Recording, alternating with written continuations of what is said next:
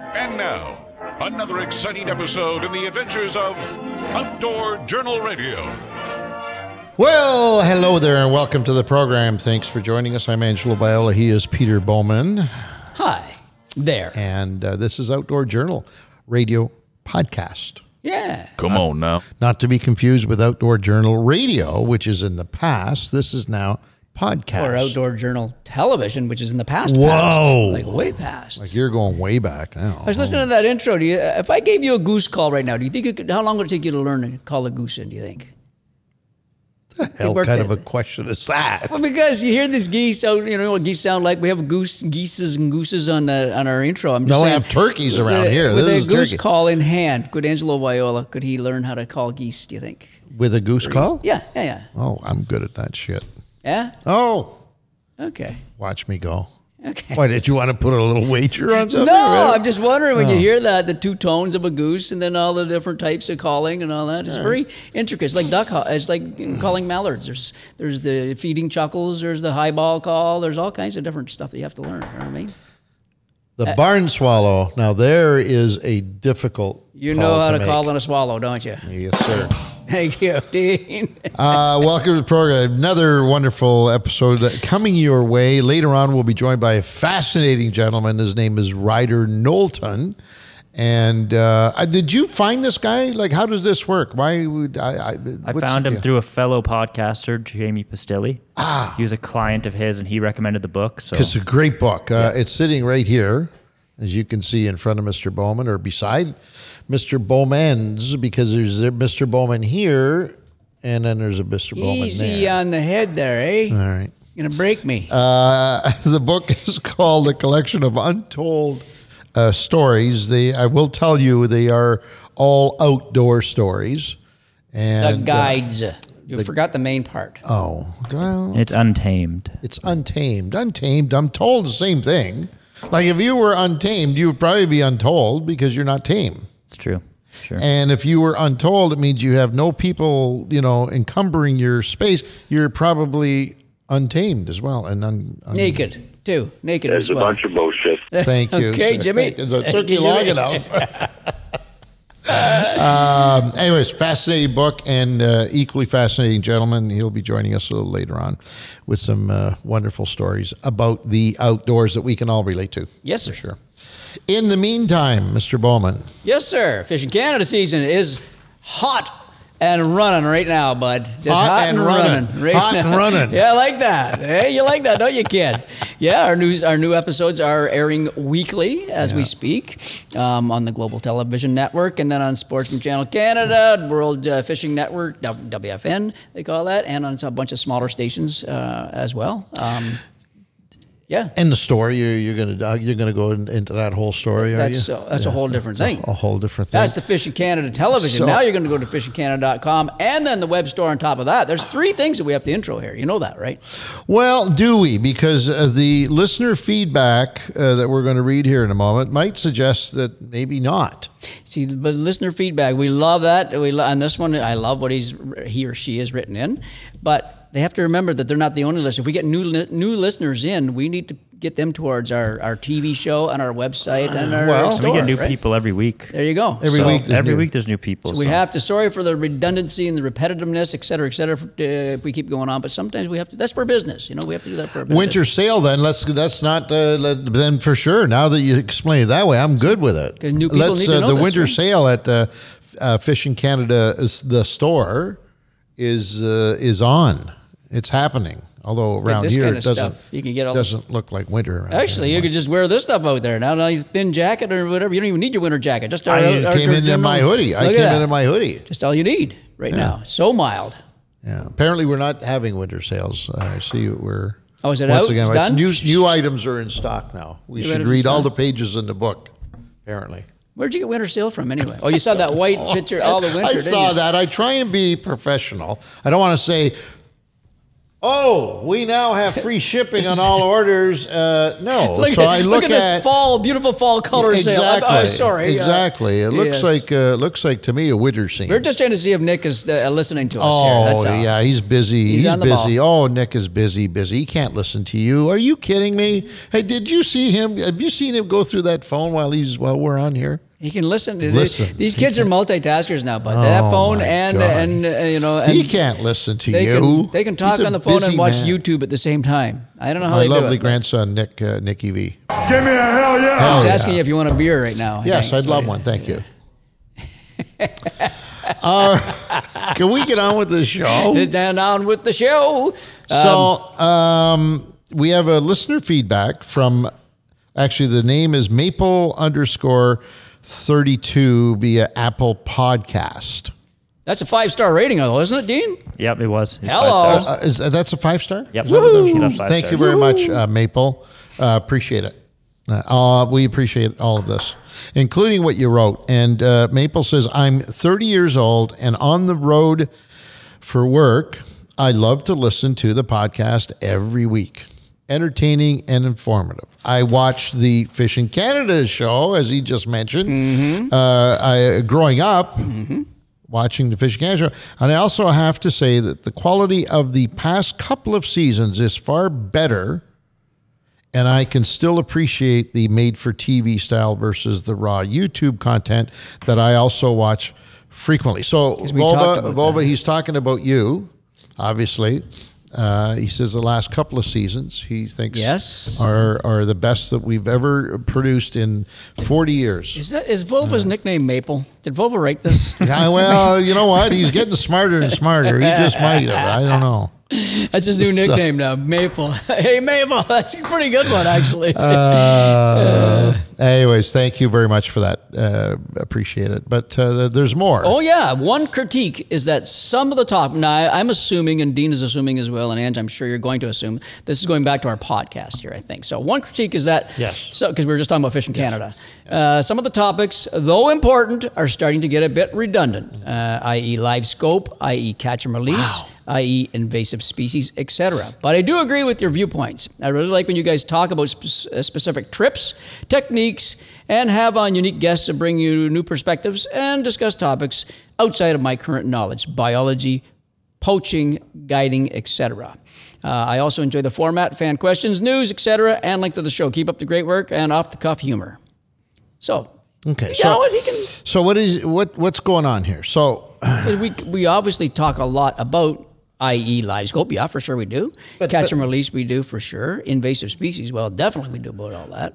But all three of those things are items that we experience every day of our lives in this business. And are passionate about, We speak live scope because we use it pretty much every day, for sure. You know, most of the year when we're out in the road, producing shows or just fishing, we are using it. Yeah. So for us to talk about it on a regular basis seems like a natural thing. Yeah, it's a product. Right? It's a product we love to use, right? We will say that. Yeah. Catch and release. You know, you mentioned earlier on we have new people coming into the show on a regular basis, Dean, but we also have new anglers coming into fishing on a regular basis, and most of those anglers that are coming in for the first time are from other jurisdictions that don't practice the same fish management or wildlife management that we do in this country. So I feel that it's incumbent upon us and people like us in the industry to continually talk about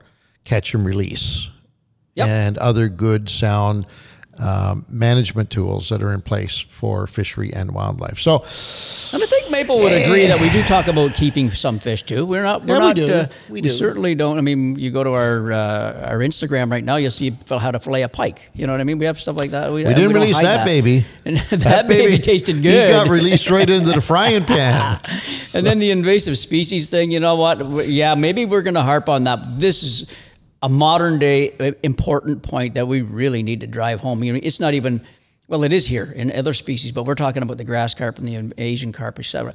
If it hits us, people, we are in trouble. So if we can just stay ahead of that curve. We're harping on it, but it's important. You know what I mean? That one for sure. In fact, I recently reviewed an episode that we're going to unleash on the viewing public very soon of the Fishing Canada show that has to do with that invasive species subject matter. Absolutely. So it's an ongoing thing. And much like the catch and release situation, we're living it every day, and we just feel important. I know sometimes it gets a little redundant to folks who tune in here every episode, but there's a reason for it. And I think we, as in a group, have to continue making assumptions that not everybody is in tune with what we do and think and believe in. So, Yep. Having said all that, He gave us 5 stars. he gave us 5 stars, so we appreciate that, and don't ever think that we're trying to rebut it. You make good, valid points, but we just try and tell you the reason why. It sounds a little. And by the way, if you're not using live scope, if you're fishing and you're not using live scope, well, we're going to keep harping. See, that's just it. We're going to keep harping until you do. There you go. Because if you're not using that type of technology, you're not fishing today by today's standards. There you go, Maple. Thank you. Come on now. And if you are like Maple and would like to critique us, by all means. We enjoy it. We love it. Sure. It's wonderful. It's good to hear, actually. Make sure, productive. Much like Maple, you give us a nice 5-star rating at the end of it. Yeah. It helps us. Come on now. That's right. Thank you. We'd appreciate that. All right. Under the Canopy. Boy, is it my imagination, or have I seen Mr. Willett what the heck is going on too here? many times? I thought you this hired week? him. Maybe I thought he's working Like here this now. week, he's here full Holy- time. He's opening and closing the doors before we get here and before we go Ooh, home. man, this man is on fire. He is putting out episodes like crazy. Well, we've just changed we got him a whole new studio on his own now. True. You know what I mean? This he's making the money for us. He's got an obviously. office here now. That's what I mean. That's Like, right. He does have now roots, right? He can come in and go. I used to go to that office. I used to have that office. That I was got your kicked private out. little domain, Jerry's wasn't it? got it now. Wallet. Well, use one of your other 2 Wallet. offices down the hall there. next Oh, I to the can't take kitchen. those. Those are Nick's offices. Oh, those are Nick's. Oh, yeah. All right. Yeah. Anyways, new episode is up and running. It's been dropped.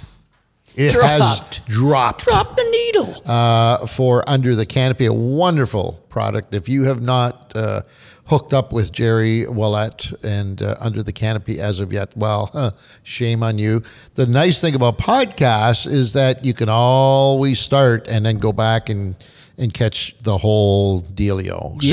See, when I was on radio, yes. problem is people couldn't I do remember that. back in the day. People Yes. couldn't do that. That's right. They couldn't. If they didn't tune in Saturday morning on the Fan 590 for the 2-hour show, Yeah. they would have. Damn. It Missed was it. almost a waste of your time, wasn't it? It was a waste. And I had so many people say, "Hey, a buddy of mine said that on the show you were talking about the purple goose feathered humpernickel."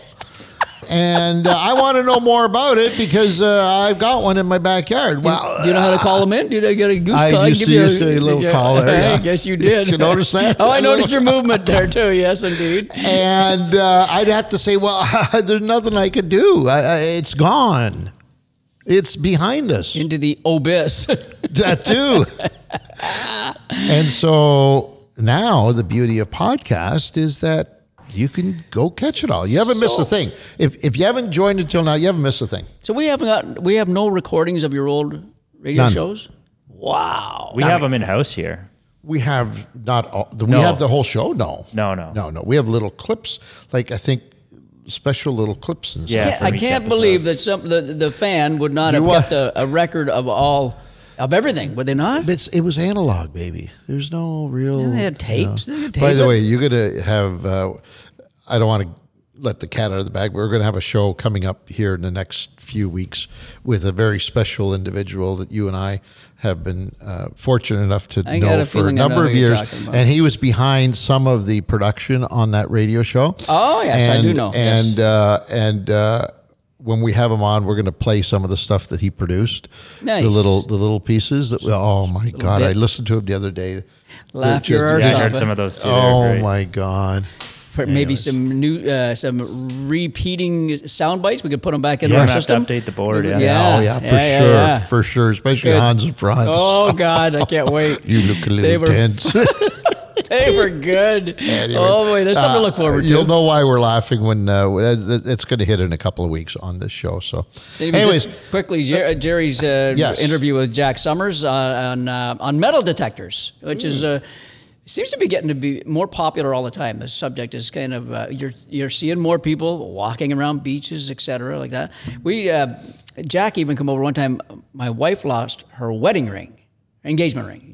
And Jack came over with a machine, and they did a search. Did they find it? No, they didn't find it. But did they find anything else? I'm not sure if they did. They might have made some money on that deal, eh? And, Well, making money is what it's all about today, because a lot of people have started businesses. Absolutely. And all they do is travel around the world to hot zones. Hot zones in the metal detecting business means places that are either currently producing exotic metals and or finds, or that are historically producing this stuff. Right. So now you've got people that are making a living. That's what they do. They travel around the world with these machines that nice, Uncle Jack sells. Easy job, beautiful. Walking around nice and slow, scanning, headphones on. You know what? That'd be perfect for you. Oh, hell yeah. Think about it.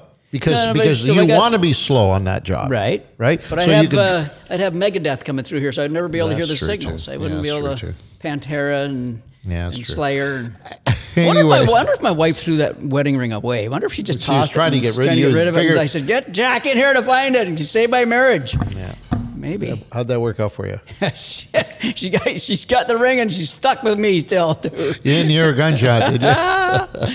Anyways, wonderful product. It's called Under the Canopy. It's on the Outdoor Journal Radio Podcast Network as we speak. How do people find the network? I've had some folks ask me. How does it work? If you scroll down on any of our podcasts. Okay, let's say I'm not on any of your podcasts. Okay. I'm sitting at home and I don't want to watch the Leafs anymore because it's 3-0 and they're too good. They're too good. Thank you. So how do I get on the network? So you open up your podcast app, whether that's Spotify or Apple or whatever you use, and you look up the name and they'll all come up in order of most played. That's how they'll come up on your phone. What will? All of our podcasts. The Outdoor Journal Radio. So I have to get to Outdoor. So I got to type in Outdoor Journal Radio, and that's it. That should be enough. Yep. And they'll all come up right there, and they all have a little tag on the corner, so you know they belong to us on the left side. There you go. Right? If you didn't know, that's how you get it done.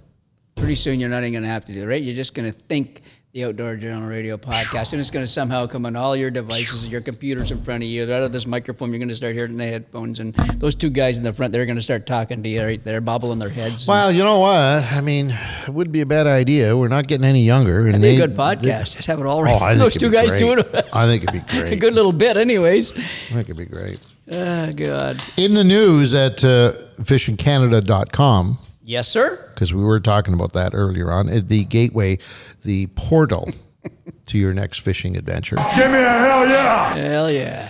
In the news on said portal is first deer with chronic wasting disease found in BC. Yeah. Now, so more provinces and more provinces are starting why to get is hit that with this. significant? Well, I would think the mere geography of it all would make it significant. Look because at the head on that thing. Woo. That is not good. Look at the neck. Yeah. Whoa. Anyway, sorry for those just listening and not watching. It's a you know, nasty looking disease.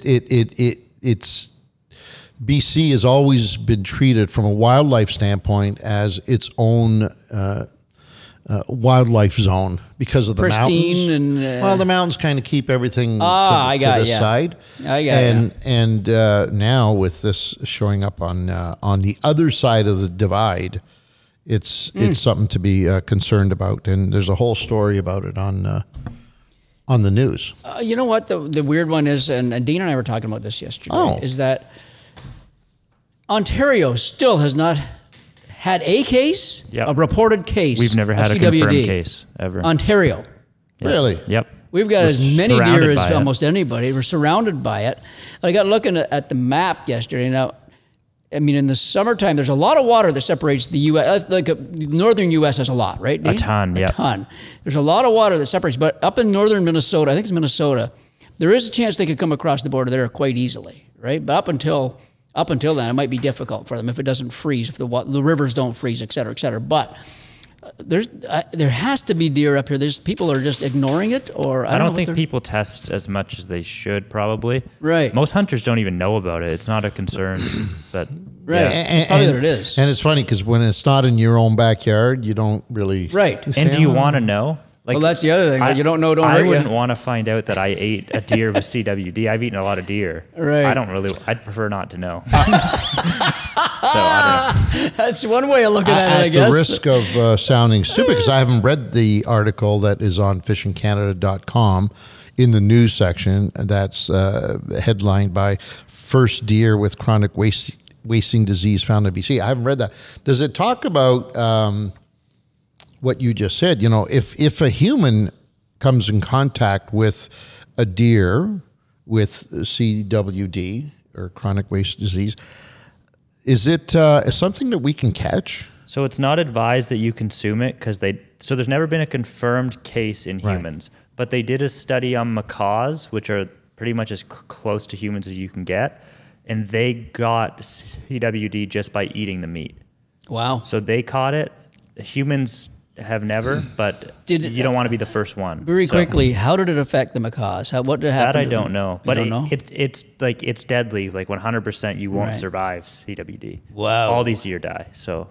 And then episode 90 of our podcast, our Outdoor Journal Radio podcast, Zombie Deer Disease with Larissa. We did a whole thing on that. A whole thing on that too. So if anybody wants to listen up and learn a little bit more about that, it's an interesting subject, and obviously very little known about it, really.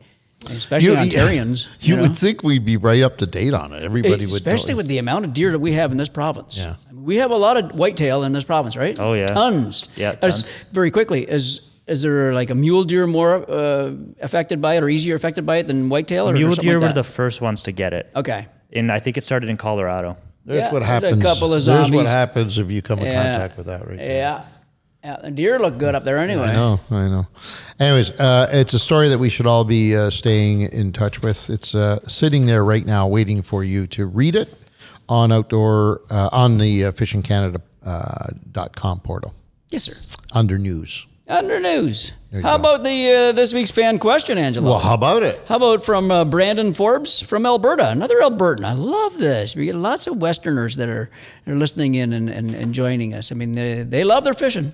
They love their fishing and hunting. Mm-hmm. Oh, my God, hunting. And drinking.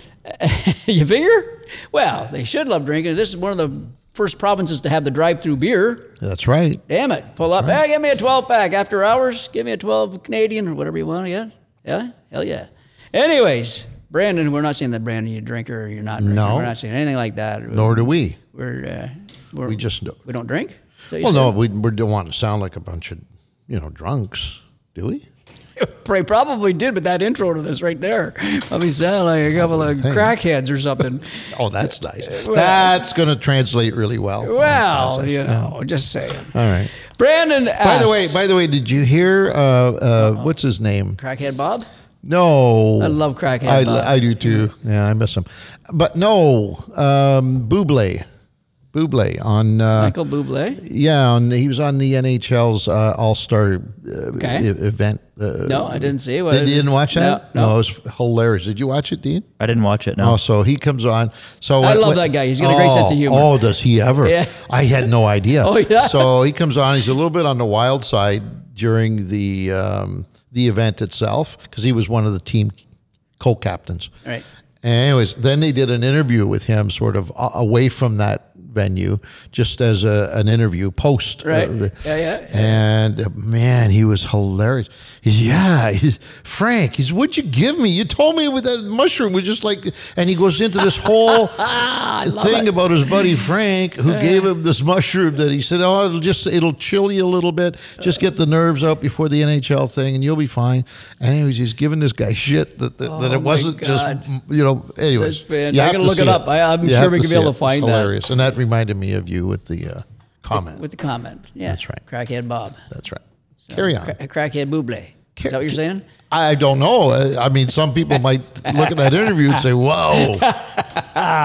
Anyways, Brandon Forbes from Alberta says, do you think the popularity of fishing on social media has had a positive or negative effect on the sport and certain areas? That's a good one.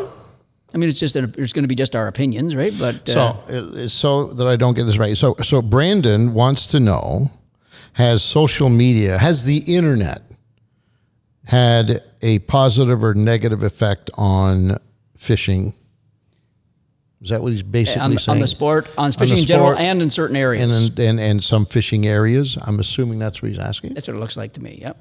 Yeah. Well, that's a great question. That's because I think it's had both. Probably, I'm going to say it's had to have had both, right? So more people are fishing because of the internet. The popularity, it can't not make it more popular, because you're making it more popular by posting and posting and posting. So right? here's what I can tell you with total certainty, that the license sales here in this country, if you were to do a 2-decade study, yes, maybe even a 3-decade study, would probably be a little more informative. You'll see that there's been a decline in license sales. Really? Yeah. Like per capita? Yeah. Yeah. So now, having said that, we know that more people are fishing. So there's a bit of a disconnect there. Or more somewhere. people are publicly fishing. Like they tell you they're They tell you, yeah. Well, no, we see it too. Yeah. We see it out in the field. I think we see more people fishing today. Yeah, it seems like that to us. Anyways, our population has expanded, but yet, if we go back 25 years, you'll see that with a much smaller population, we had greater fishing license sales throughout the country. Interesting. At one point, that number was 6.8 million licenses were sold, or was it 8 million? I can't remember. Anyways, I know I've looked at the numbers, and there's been a bit of a decline in license sales. Now, since COVID, we haven't seen any numbers, so I don't know how COVID impacted. I'm sure COVID had an impact on it. They said the immediate impact was huge, was way up, but now it's probably leveling out, I would think, right? So it's not as big a boost as we may think over the last decade or so, but it's given the, let's go to the negative side here, in my opinion. Social media has given the, whatever you want to call them, keyboard cowboys, the peckerheads is what I'll call them. Easy. Don't go there, Peter. It's given them that, hey, what are you doing with this fish? Why are you doing that? Why are you fishing? Why are you hurting the, so it's brought more negativity, or them to be able to give their negative comments more to the public, right? And get shared by 1,000, 1 million people, whatever it is. So it's brought maybe more light to negativity on it. But those numbers of people are minuscule compared to the positives, I think, that are in the social media world, I think. I mean, if they see a picture of your big muskie from the St. Lawrence River, there's not many that are going to say, oh my God, you hurt that fish, Angelo. You're going to see a lot of people that are going to say, oh my God, I need to catch one of those myself. That is a mutant of a fish, 50 pounds of muskie, fantastic, well done. It's got to be higher. It's got to be a higher ratio. I don't know. With Dean, total what do you certainty think? with that. Higher or lower? More positive or more negative with hands holding up a 50-pound muskie in a picture, a social media picture? More positive because of the people who follow us. But I think if you put that on an account that wasn't ours, it would be mostly negative. Really? Like if you put it on like the CBC. Oh, okay. Something like that, maybe, like I'm hugging this big slimy fish. I don't know. Good question. The other one's probably more interesting to me, and that is as it pertains to certain areas. So I think he's saying there, have some of the hidden fishing gems now been exposed through social media? Well, is that what he's saying? I'll give you a shot. My shot on that one too as well. I think the norm of social media posts and fishing are hiding where they're fishing. That's just my thought. You see them horribly blurred out backgrounds all the time. Yeah. You know, if you find out the leg he's on Rice Lake. Besides Ryan Flairall, who are you talking about? No, look, honestly, you'll look on that and you'll see that there's hardly anything about where they caught them, you know what I mean, or something like that. It's like, pretty opposite of what the Fishing Canada show is, and maybe justifiably so. You know, maybe you don't want to put a post out there that goes to millions upon millions and they're all is in a popular area. I don't know. But I think it's more not talked about than talked about in that sense. Hidden. So I don't think it's too detrimental on the areas. No. So the areas are okay. They've escaped. Okay-ish. Okay-ish. One of the best spots I have out west where I went to school was from a YouTube video. Background of a YouTube video, you could see a bridge, looked at a map, found the bridge. Dean's one of those guys. One of those guys. I was one of those guys. Yeah. Now you find it. You said, "Oh shit! I've seen what I can do. Somebody else can do that." Yeah. So it happens like that. That's going to happen. Well, I remember that on the Fishing Canada episode one time on Bay of Quinte. Me and your brother Reno. We were fishing on a spot that I had found, a tiny spot from us to the camera away. That's it, a little wee tiny spot. And the cameraman decided to go on shore, and in doing so, he shot the other side, which had a tower on the other side, and the next season, I saw about 16 boats hitting that thing throughout. Every time you go there, just guys were just pounding it, and I never caught a fish off it again, something like that. So it happens. But oh well. Good question, I think. Thank you, Brandon Forbes from Alberta via email. That's by the way, the best way to get a hold of us. I don't know if I said his name wrong. You just did. It's Forbes, unless we spelt it wrong. I copied that right from the email. Forbes. He may have spelled it wrong. I said Forbes, didn't I? You did. I think I might have too. You might have too. And the only reason I said Forbes is because you did. Oh, we got to play that back now. We have to play that back, Dean, after this show. Just please, just for my own sake. It's the only reason, because I can clearly see it's Forbes. Yeah, I know. But because I'm subliminally subjected to my constant power, the power of Pete, the Petey power. I screwed it up, and then people think it's me. And it's not me. It's not him, folks. It's Trust me. It's me. It's not me. It's him. Terrible influence. He's the problem. That question should be, what kind of negative influence has Peter Bowman had on me? I am the crackhead in this group. Yes, you are. Not us. Me. Yes. Don't do Doug's. You're an idiot.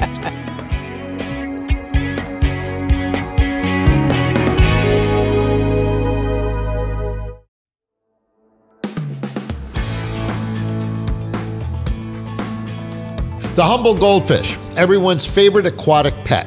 It's small, easy to care for. What's there not to love? Even the cat may be mesmerized by the color and movements of your aquarium friends. Goldfish are great at home, but don't let them loose. Releasing goldfish or other domestic aquatic pets or plants into natural environments is harmful to both your pet and the planet. Goldfish disrupt ecosystems by outcompeting native species for food and resources in degraded habitats. They contribute to algae blooms, they kill aquatic wildlife, and pass viruses and diseases contracted in aquariums to wild fish.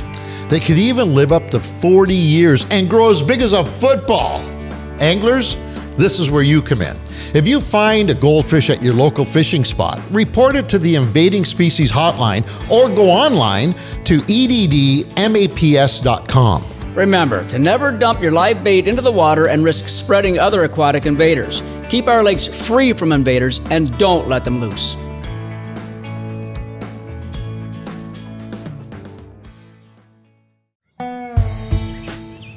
There's an adventure just outside these walls. It's something you'll hate to leave and can't wait to get back to. It's a place where memories are made and bonds are forged. For some, it's hitting the trails. For others, it's a weekend at the lake. It's a place full of campfires and quality time. This year, take some time to reconnect with friends, family, and nature. No matter what adventures await you, Coleman has the gear you need. Visit colemancanada.ca to gear up today. The outside is calling. Answer the call.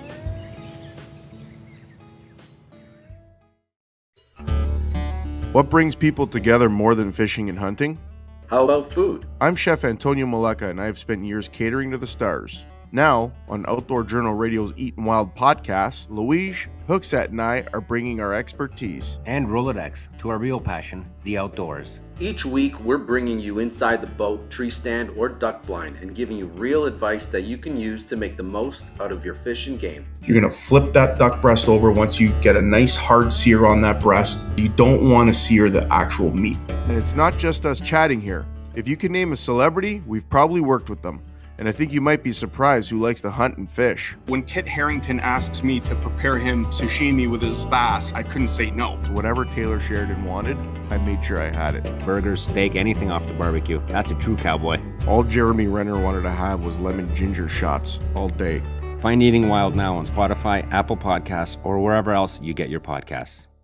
Alrighty then, let's get to the main feature of the show. Joining us now, gentleman, a fascinating gentleman. Let me take that back. It's got to be fascinating if you call him the main feature, because you and I should be the main features. But you lost no? that. You lost that a long time ago, buddy. Anyways, I've never had it, bud. Never. Author of an incredible book that I highly recommend folks get out and find. It's a collection of untamed stories. And the author is Ridr Knowlton, who joins us now. Ridr, how are you? Hey, guys. How you doing? Doing great, man. Doing great, buddy. Thanks for taking the time to join us. So before we get into the book itself, because there's some fascinating things I want to go over on that part of it, tell us a little bit about how the book came about. What was the genesis of you saying... Because I'm always intrigued by this. Like, authors wake up one day and say, I am going to author a book. Is that the way it works? Yeah, this one was an evolution. It was more of a journey than a project. From soup to nuts, the whole thing probably took 10 years. And it's because it probably started from, as you said, an inspiration to do it. And then evolved into, really at the time, was just going to be a collection of stories that I wanted to record so that I could share them with our kids someday or share them with friends. Really, it didn't evolve into a book until well down the path. And the inspiration for it probably, started, if I really go back to kind of my early days, the stuff that my family, meaning, my dad, my grandfather, the things that they always valued, they never really cared what you had materialistically, but if you could carve a decoy, or if you could make a turkey call, or even better, if you could work a turkey call, that's the stuff that my dad. If you could catch a fish, if you could get a fish in the boat, then you really impress the family, and so I just grew up in a family where, knowledge of the outdoors was not just valued, but it was really respected. And so I feel like I kind of grew up in that environment. And I grew up on a little farm, an old family farm. I was the fourth generation on the farm in central New York. And when I went off to college, my dad got a job in the port of Savannah. And so we moved to Savannah, Georgia, great big culture shock, as you can imagine, going from upstate New York to the deep South. But, as part of that process, we got to know some of the folks in that area. And one of the people who lives in the low country, if you will, that part of Georgia, is a guy named Raz Reed. And this goes back now 30 years. But, back in the early 90s, Raz was with Sage Rods. And because of our family relationship, I got to meet a bunch of the guys at Sage Rods at an early stage of my, outdoor life, if you will, my sporting career. And this would have been kind of early to mid 20s. And I was allowed to tag along with those guys, with Raz and his crew, on some incredible trips. And by tag along, my job was to keep my mouth shut and, and learn and not ask too many questions, but I was allowed to go. And, in those days, this would have been early to mid 90s. Those were some of the best fly fishermen in the world at that time. And I just... We knew somebody before I forget, from Sage? From Sage back in the 90s, mid 90s. Oh my God, buddy. And who in the hell was that? Damn, I hate getting old, Ridr, because oh yeah, I'm right there with you, Ange. The guy from the north, Raz, of course, was the Sage rep for the southeastern U.S. Right. But the guy up north that would always be part of the group was a guy named George Cook. And George, he had that Vancouver Seattle, range for sage. And then there were guys like Ed Ward. Ed Ward at that time was one of the top spaycasters in the world. And these were guys, a lot of the guys from Alaska. And anyways, even though I was just a normal guy with a job and a wife and kids and student loans, I was exposed to people who were, in essence, professional fishermen. And that was an inspiring time for me. I got to be around these people and not only learn, but realize, wow, these guys, make a living doing this. And these guys, get to travel the world, fishing. And how cool is that? And, and so, the whole guide thing for me probably didn't start really till then. I got then into my 30s since we grew up on a farm, going out, if we wanted to go hunting for rabbits or something, we just went out back. Right. And then when we moved to Georgia for the first time in my life, and that would have been my late teens, early 20s, I got exposed to like leasing land. If you want to have property to go do stuff outside and you don't have the farm anymore, you lease property. But when I got in my 30s, I started kind of getting the first taste of travel, traveling to go fishing, traveling to go hunting. And, if you're from the Eastern US, like I am, those first little forays into the West, for us are usually, maybe it's antelope hunting in Wyoming. Maybe it's the first step of whitetail hunting into Texas. And those were the first baby steps I took. But that was where for the first time I realized, wow, this is what a guide is. And I got introduced to guides and quickly learned that if you're not in your own backyard, man, there's these folks are invaluable. And I just formed some great friendships and over time heard some great stories. And those stories eventually turned obviously into the book. I'm curious, how did you pay the bills during this adventure, this journey that you went on? Yeah, because that cannot be cheap, especially by the places that you've been. You got to be able to fund it and afford it or whatever, right? What do you do for a living? What did you do for a living? Yeah, no, it's a great question. And I get asked it all the time. And there's probably two answers. People say, how do you do it? And there's probably two answers. The first is, thank goodness I've got a supportive wife that knows it's an important part of my life. Right. And that's obviously important. Really there have been two phases to my sporting life. And to answer your question, Pete, I'm in commercial real estate. So I'm a real estate guy. I spent most of my career in Atlanta and for the last 10 years, I've been working in the Charlotte market. But there's really been two phases. There's kind of my early days where I didn't have any money at all, and both my wife and I come from very modest families. My folks live to this day, my folks live in a 1-bedroom farmhouse outside of Savannah, Georgia. And our kids to this day, and they're both now in their 20s, but our kids to this day have never slept in a bed visiting the grandparents. You slept on the floor. If you were lucky, you got a couch. And if you were really lucky, somebody would go pull a cot from the barn and set it up for you. But, nice.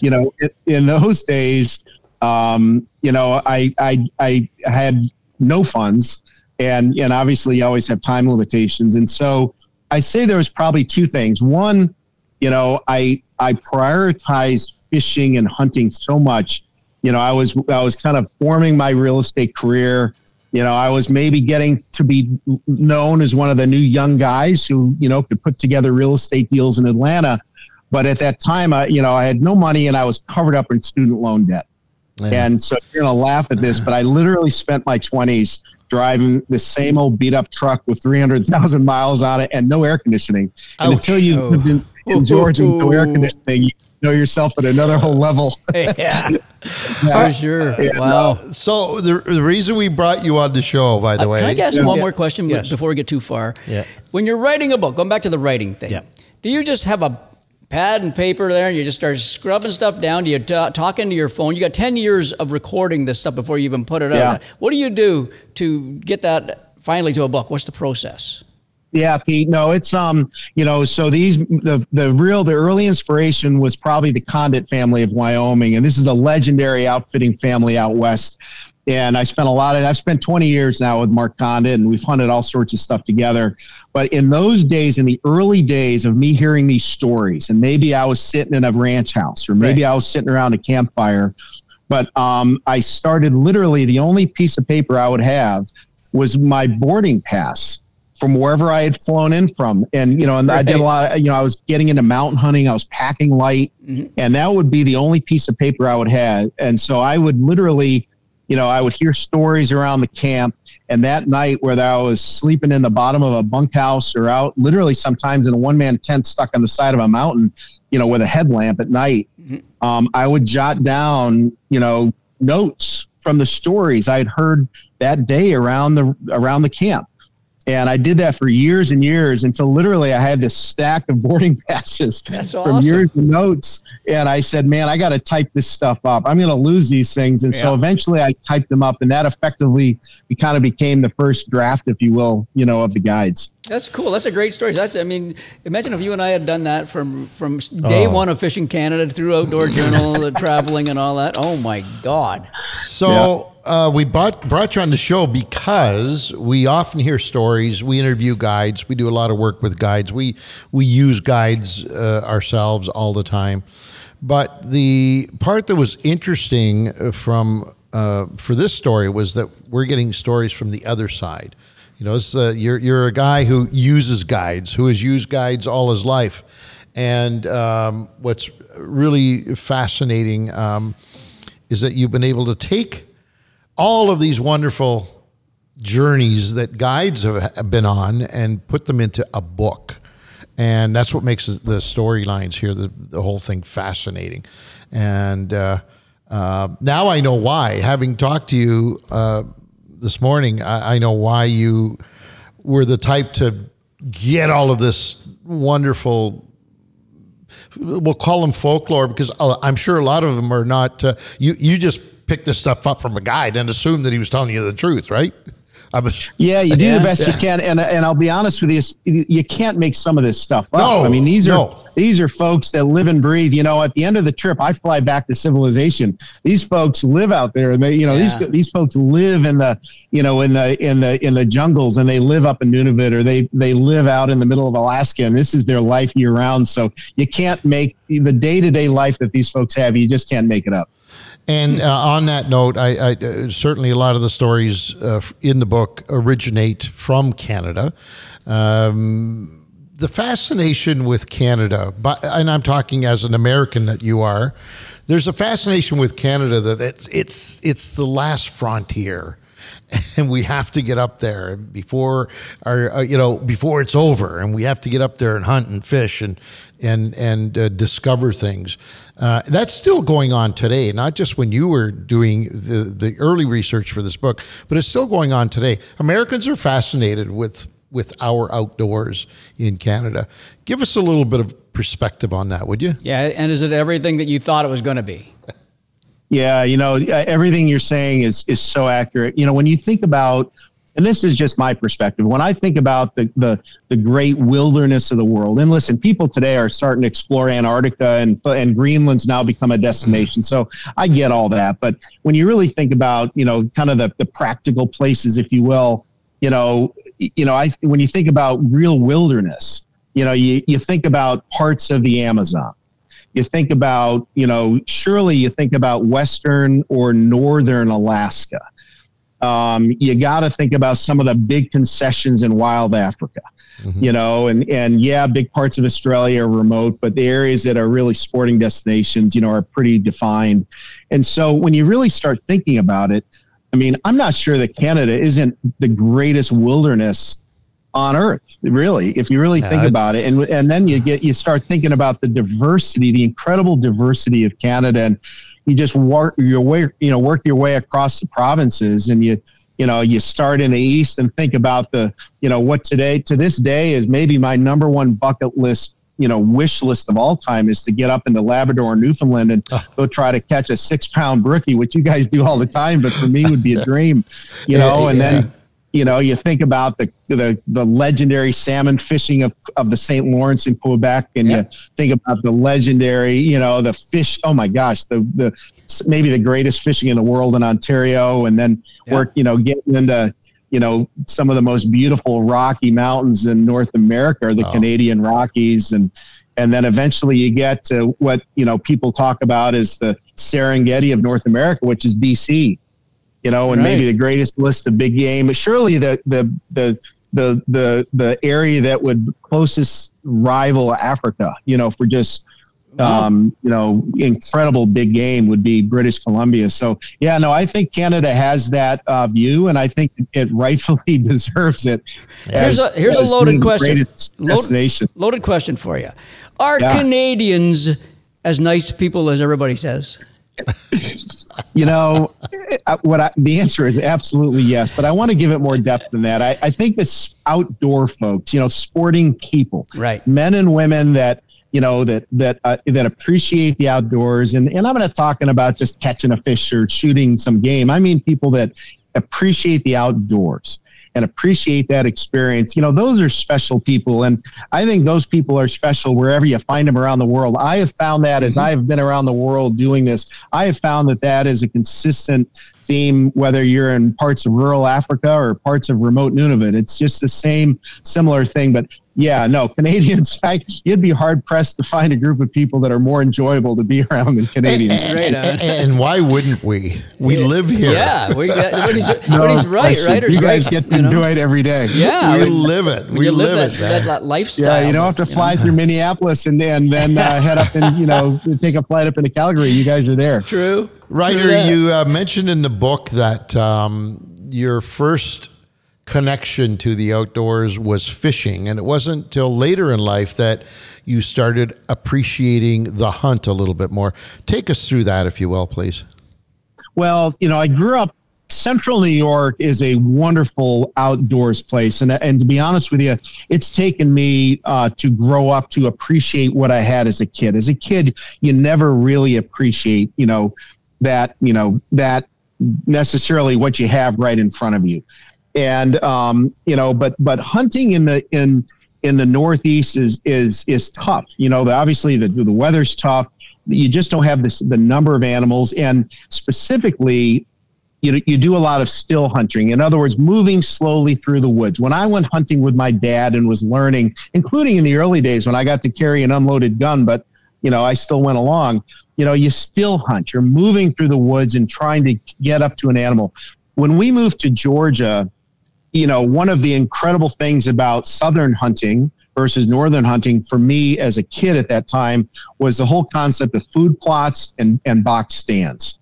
And by food plots, you're attracting, you've got these areas where you're seeing, instead of thick brush, you're seeing animals in open fields. And you have a visual relationship and an optical relationship with those animals that you just don't get as a still hunter, in the snowy woods of central New York. And then, to be honest with you, a box stand is great for a young person that's fidgety and moving around and would maybe be scaring everything under the sun if they're out in the wild. But when you have the luxury of sitting in a big box, you're blocked. And so I just think that southern hunting for a kid at that time, for me, that would have been late teens. Southern hunting for me just gave me I found it more exciting because you're seeing more stuff and you could kind of have more freedom to move around. Fishing for us from the start was always a very serious thing in our family. We ate fish that we caught. We were a self-sustaining family, and hunting and fishing meant food for us. And so, fishing with my dad was never a father-son bonding thing. It was just something we did. And we did it, in those days, to fill up the freezer with fish. And this was back in the 70s. And so I think just fishing for me probably was my first step. You had asked early on, how the heck did you afford to do some of those early trips? And the answer to it was, even at the time when I had no money, in real estate, as I would get deals done, this is in my 20s and early 30s, in Atlanta, when you got a deal done, if the deal warranted celebration, if it was people, if your client was happy and maybe it's folks you might have a chance to do another deal with down the day, or down the road, and everybody said, yeah, let's go celebrate it. Well, in Atlanta, for the most part, that means taking somebody golfing. Right. Atlanta's got great steak houses, so maybe you take them out for a steak. Well, the first deal I did that warranted a celebration, I was about 26 years old, and to this day, I can't believe I thought of it, but I called my client and I said, we should celebrate this one, and I want to take them fishing. Wow. And the client surprisingly said, okay, give it a shot. And I booked my first outfitting trip. Yeah, as a fishing trip, and what I you guys will laugh. You'll remember this legendary place in the 80s and 90s. I took them to the old Peace and Plenty Lodge on Exuma in the Bahamas, which 40 years ago was, if you were a bone fisherman, that's where you went. Yeah. And it was a 2-day trip. And that was it. 2-day trip, about a day and a half of fishing. And we flew in and the plane landed and it started raining and it didn't stop raining for 2 days. And we spent 2 days sitting at the bar, drinking rum drinks and smoking cigars. And I was scared to death that I had blown it. And we get back and I'm thinking I'm going to get fired. Yeah. And we get back and the 2 clients called me the next day and they said, man, we had a blast. Time of their life, doing right? that. And they had these guys might have done a bunch of golf stuff, but they'd never done an adventure fishing trip. And even though we spent 2 days sitting at the bar smoking cigars, for them, it was a time of their life. And so that became kind of the way that I then took it from there. And I would take folks fishing. You can do a deal with me. Heck, we'll go fishing. And that's how I was able to afford those early trips. I was able to tie it into my business, where I could do things I normally, wouldn't have been able to afford. That's brilliant. That's brilliant. Think about that. We say that all the time. I mean, fishing is the backdrop for us. It's the theater. It's what allows us to have those moments like you just talked about. I'm not suggesting that sitting around the bar in the Bahamas smoking cigars is necessarily the best thing to do. But it ain't the worst either. But it ain't the worst. That's for sure. But without fishing, without that being the theater, you would have never been able to bond with those customers the way you did. And I can't say enough about that as it pertains. Hunting, not so much, because you have to be a little more connected to hunting in order to. Sure, it's a different audience. It's different, but in terms of fishing, it's just, to me, it's a great. And if the person has never fished before in their life, even better. Even better to take them on that adventure and once again, using fishing as the excuse, but taking that opportunity to make a connection, a relationship, a bond with that person it's just key. And it's good business. Those are bonds that's good business too. So it's a win-win all around. I'm going to go back to your hunting situations because it intrigued me. When you're in what do you call it, in the box, in a field box or whatever it is, hunting in a field. Box stand, sure. To me, although it sounds so simple and it's cruel or whatever like that, I don't want to look at it that way. Would it not allow you to become a much better marksman, though, in doing that? Because now you've got, where you have to shoot that animal, a clean kill and all that kind of stuff, you know what I mean? Versus out in the wild, when you're walking through the Rocky Mountains, you're all tired and you get it, you know what I mean? Does it not help your shooting abilities? Would it? Yeah, I think it's different skills. I think you're spot on, Pete, and it's a different experience. Listen, if you were to say who are the best hunters that I have experienced, that I have spent time with, obviously there's there are turkey hunters and whitetail hunters, for me in the U.S., that are among the best hunters I know, but nobody compares to the Aboriginal local, if you go to Africa and spend time with the local native trackers, that's hunting, where you're literally tracking an animal. And, and what we're doing is we're field to table. In other words, we're hunting, old mature bucks that are kind of past their time, and we're going to try to fill a freezer and feed the family. Yep. But depending on, when you talk about box stands absolutely require, great practice of shooting ability, but also understanding distance and also understanding ballistics. Right. And, where maybe as a still hunter, it works your patience more, and it's maybe being more aware of your surroundings in a local in your environment, so that you can move quietly and be an effective hunter. So all the different styles absolutely pull on different strengths. I am not a good shot. I am not what you consider a good long shot. I like close shots, obviously ethical shots. And so, but at the same time, I have friends who are experts in ballistics and are very capable and enjoy taking long shots and can do it ethically. And so I always appreciate that. Cool. Before we get into some notable stories in the book that I just wanted to touch on, give me your best fishing location that you've ever gone to. Oh man. Well, I'm going to say that I have had lots of experience hunting throughout Canada.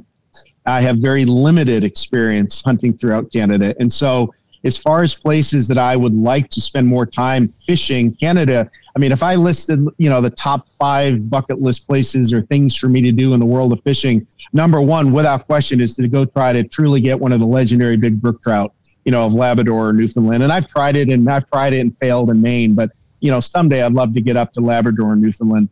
Another top 5 for me would be, without question, going after big pike. I've done a lot of pike fishing on fly, that I've caught a lot of 28 to 32 inch, small pike on fly, but I've never gone on a really trophy lake, where you're sight casting at big pike, and that would be a top one for me. But as far as places to go, if I had to really think about where are the top fishing places, my favorite, if I had to pick one fishing, one type of fishing to do, what is my true favorite? It would have to be baby tarpon. And I say baby tarpon, obviously there's nothing like hooking into 140 pound, 7-foot tarpon, out in 2 feet of water and having that whole experience. But the part of fishing that I personally like the best is the hookup. In other words, the experience of seeing the fish, making a cast, having the fish interact with whether it's a plug or bait or your fly, whatever it is,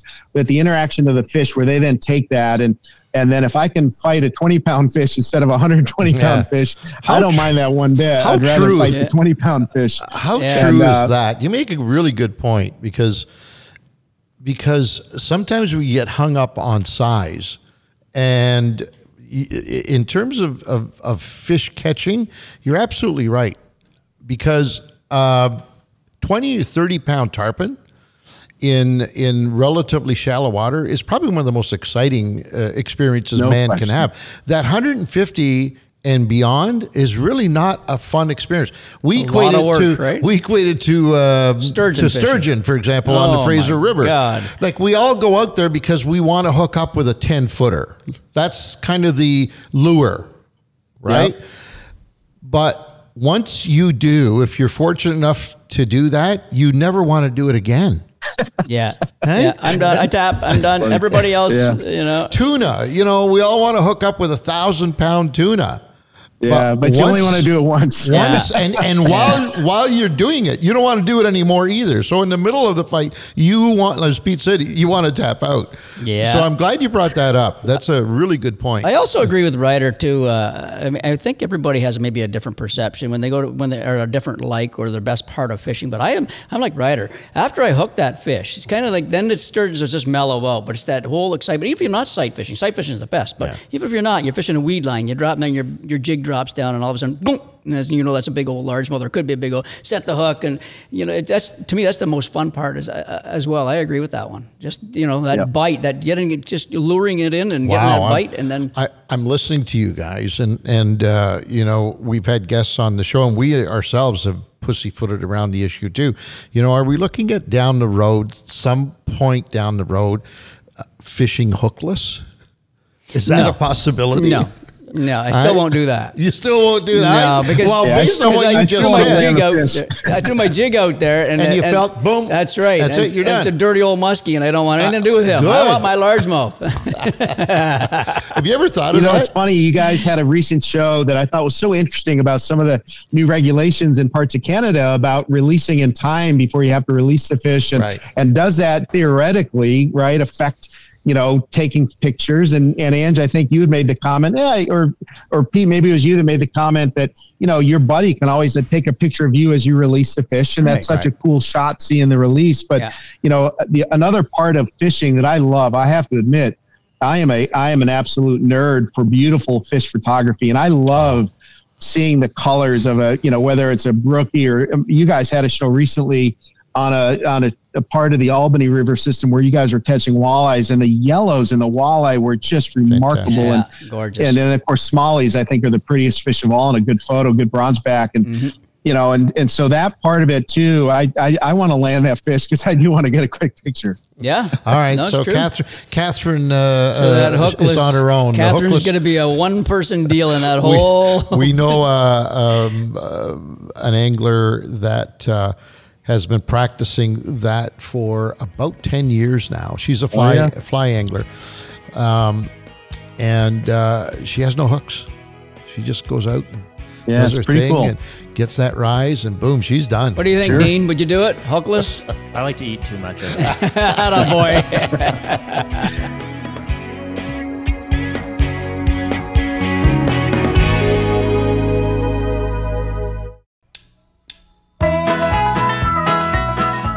We interrupt this program to bring you the much anticipated bonus code for the latest Fishing Canada giveaways. This week's code is TRACKER. That is all capitals, TRACKER. Tracker. Just type that in the bonus code section of the contest and receive 100 free entries towards all our current giveaways. For those of you who aren't entered, what are you waiting for? Head over to fishingcanada.com while you listen to the rest of this episode, click contests, and sign up for all the latest Fishing Canada giveaways. And now, back to the episode. All right, let's get to some stories. There's a fascinating story in here, a hilarious story, about a guide's grandfather that hit an alligator as they drove to their duck blind. Talk to us about that. You know, that story came from a guy named Seth Vernon, and there was a great article. It was in one of the fishing magazines. It was probably 10 or 15 years ago. You guys might have seen the book. You know, it's a classic fly fishing book, 50 Places to Fly Fish Before You Die. Well, that's, you know, and there was an article in this magazine that had 10 fishing guides to fish with before you die. Well, number 7 or 8 was this guy named Seth Vernon out of Wilmington, North Carolina. And so I reached out, and Seth and I have since become great buddies, and we've been fishing together for years. But one day, you know, and the reason I like Seth is he's more than just a fishing guide. He knows that area, he knows the environment. You're going to learn about the wildlife. You're going to learn about the marshes, the tidal flats, the delta of the Cape Fear River system. You know, he's just this encyclopedia of knowledge. And one day he and I were out, searching for redfish in the tidal flats along the intercoastal waterway of eastern North Carolina. And he's pulling and I'm looking, and it's a slow day. And Seth goes, "Hey, Ryder, did I ever tell you that my grandfather was an alligator poacher?" And I kind of put down the rod. I was like, "No, but we got to talk about that right this second." And we ended up spending the afternoon just sitting on his flats boat in the marsh, not even fishing, just talking. And he told me these stories. And of course, he talked about his neighbor, I think it was, you know, he and his grandfather and his neighbor, his uncle and his neighbor going out, and the big gator coming up and hitting the boat and tipping the canoe. But the craziest part of that story was, you know, when young Seth was a kid, he would go out to that camp and he would talk about the 3-legged dogs. And there were always 3-legged dogs around camp. And he finally asked the uncle, he said, "Hey, you know, why are all the dogs around camp 3-legged?" And they said, "Because of the gators." Yeah. No way. He said, you know, that's just part of being on the, you know, this family, the area we're talking about is the bayou around New Orleans. That's where Seth's family was from. And that's where their camp was way back in that territory. So yeah, gators were a real part of their life for sure. Those dogs must have been good escape artists, though. Damn it. They get away with, you know, they could have been eaten fully. They got away with a leg only. Lose a paw, but you save your life. I'm sure there was a few that never came back. I got a feeling. We spent some time in the bayou shooting. We used to shoot well, in fact, the name of this podcast, The Outdoor Journal, it started out life as a television program that Pete and I used to produce. And we shot an episode way back in the bayou with a bunch of boys that lived back there. Louisiana gator hunters. Ooh, man. Yep. And every day we'd get up and go out and hunt gators with them. And oh, my God. Guys, you know, the guys, they have the overalls on with no shirt on it. Just the overalls over there. It's and a great look, muscles. for sure. Only certain people can pull off that look. No That's kidding. right. You know, and especially when they're holding a gun in one hand and a beer in the other. That's when they can really pull it off. That's exactly these right. guys were a different breed My altogether. God, their cockroaches in their building were 2 to 3 inches long. They come out. We would hunt. We could have been hunting cockroaches down there, and it would have been a great hunt. This would be a good story for your book writer. I'll tell you that. But that's just that one trip. I'm already thinking of the next volume. We got to get those stories in the next one. For sure. Crazy. Oh man, it was nuts. And the snoring. Holy shit! My God. That was horrible. That was not snoring. We've since that was decided roaring. that was not like snoring. Lions in Africa. Oh God. Anyway, sorry. But yeah, there's some great adventures out there in the world for sure. What about this one? A guide in the donkey story. You got to tell us that one.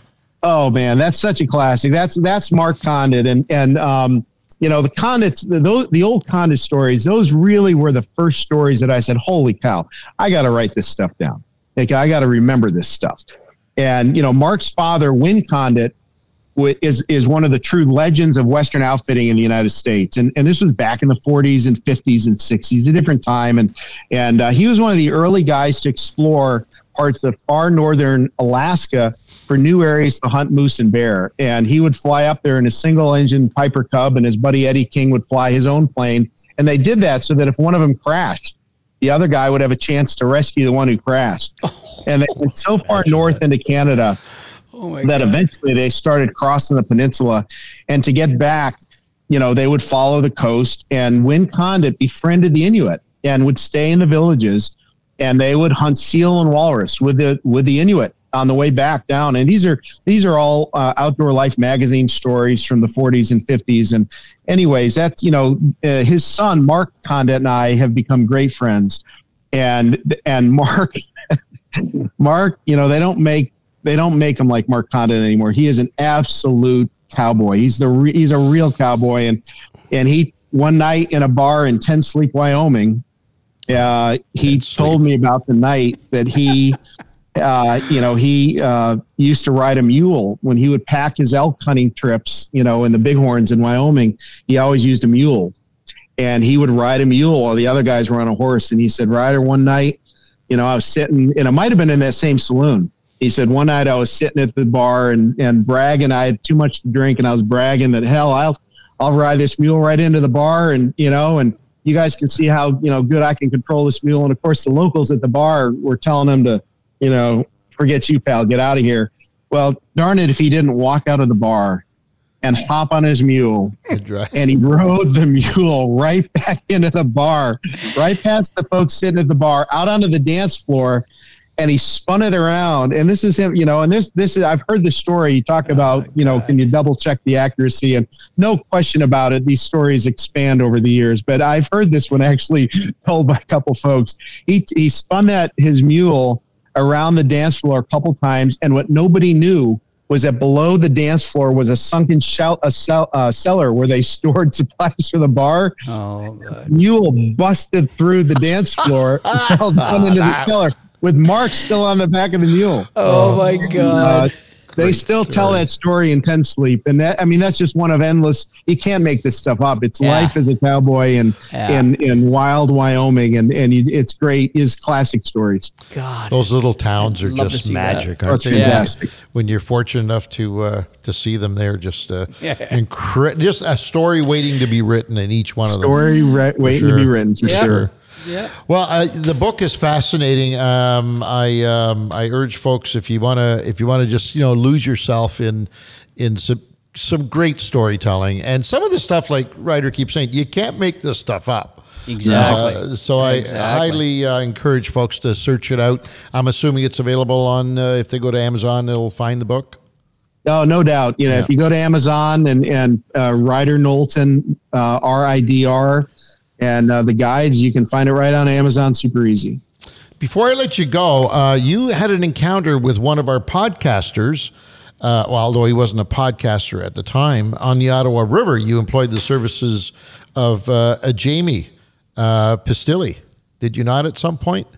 Jamie's, oh man, you talk about just hitting it off as buddies. Jamie and I hit it off immediately. And I'll tell you, what brought Jamie and I together was my failure as a muskie fly fisherman. Oh boy! Because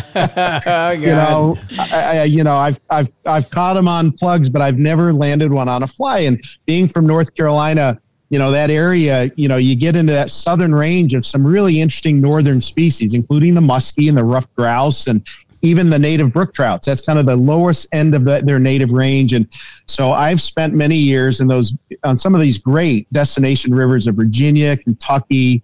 You get up in a Cave Run Lake, legitimate muskie destinations, at least for us in the U.S. Yeah. And I have yet to put one of those suckers in the boat on a fly. And to me, it's kind of like the permit, in the world of saltwater fishing. you know, as a permit fisherman, which I am, I understand that it's a journey. And muskie fishing on fly is a journey. It's not a fishing trip, it's a journey. And I'm about, 8,500 casts into my 10,000 casts for my muskie. And I was reading about places to go, and we've got friends, up around Ottawa. And I started reading about the Ottawa River system and learned that it is not only a place where you can go muskie fishing, but it's a world-class muskie fishery. Mm-hmm.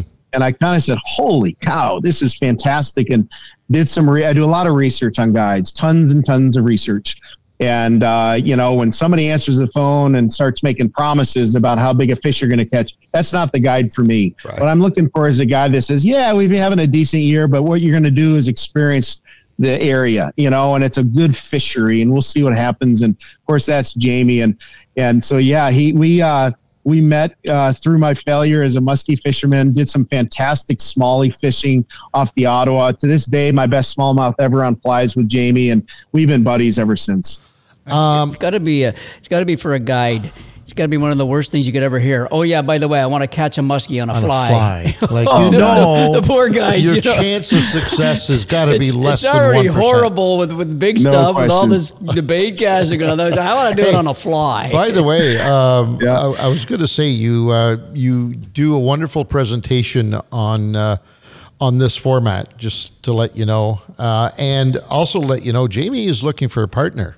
You might want to. Oh, no kidding. You might want to call him up. He's got a podcast that he does on this network that he's looking for a partner for. I think you'd be perfect. Be for perfect. I think there it is. So he's a guide. You're a guide user. What a great combination that would be. That would be perfect. Well, there you go. And in the meantime, we can keep trying to get that muskie on fly together. Good luck on that one. That one, I'm a betting man, but I would not bet. I'm a betting man that Jamie's just going cha-ching, cha-ching. He keeps coming back. Thank you very much. Show me the money. No question. Ryder, thank you very much for. You're an absolute pleasure. Thank you very much. Hopefully, one day we'll be able to share a boat and be fun. Tell some stories together. I'm sure we'll have no shortage of those. Well, I'd love to do it someday. And guys, it was an honor to be on your show. So thank you so much. Thanks, you, man. Ridr Knowlton, a wonderful author. There's the book right there in front of you. I didn't notice until late that it was sitting right there in front of you. Right beside covering you up. It's covering up your beautiful Fishing Canada beside logo. Me as well. Look. Oh, beside you there. Yeah. I didn't even notice that. Yeah. That some of those stories in this book are just fantastic. And it brings back memories because and Pete wasn't kidding earlier on when he said we've talked about it forever, writing a book about our outdoor journal adventures for those 9 years as we traveled around the world. We're not as smart as Ryder though. I mean, even we had our paperwork there. We had our boarding passes right there. I know. That's for young people listening right now. If you were to start, you were to take a note of a writer's book of just writing it down on your boarding pass. Now you got a phone. You can just talk to your phone. Right? Just do it on a daily basis almost on trips. You might have a book in the making, another 20 years. And not necessarily as a book for sale, but as Ryder mentioned, a diary. Great way to pass down those stories to the next generation. Yeah. Because unfortunately, as things change in the outdoors, as more and more restrictions are imposed, maybe even to the point where some of these activities are going to be poo-pooed at some point. Wouldn't it be nice to be able to say, hey, here's a collection of journeys that I've had.